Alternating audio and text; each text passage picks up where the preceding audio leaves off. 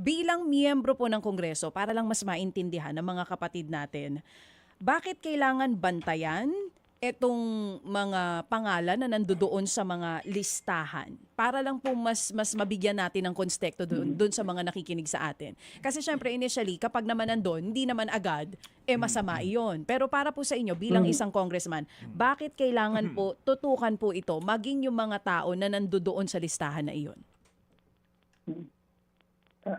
Well, una po, importante talaga na mailabas lahat ng mga so-called proponents ng mga proyekto na pinopondohan sa budget. No?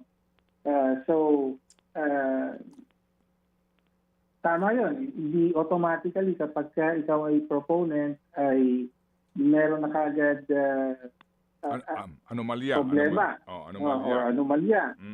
Okay.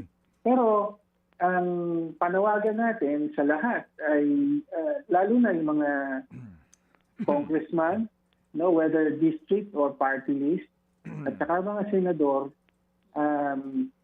akuin, no, at maging transparent sa mga proyekto na inyong ipinasok sa budget. No? So, para alam ng publiko at ito namang listahan na to parang isang mahalagang piece in the puzzle lamang ito.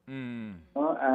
Unang hakbang para malaman natin, okay, sino ba ang nasa likod ng mga proyektong ito? Tapos, sunod, ano nangyari sa actual na proyekto na-award ba yan? Kung na-award yan, kaninong kontraktor? At ipatupad ba ng maayos? Kung maayos, di okay. Di katutuwa dapat ng distrito, constituent mo yan. Pero kung hindi, ano nangyari? Na overpriced ba?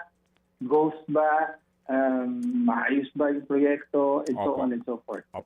Mga kapatid, brothers and sisters, saan ka pa? Dito na tayo sa totoo.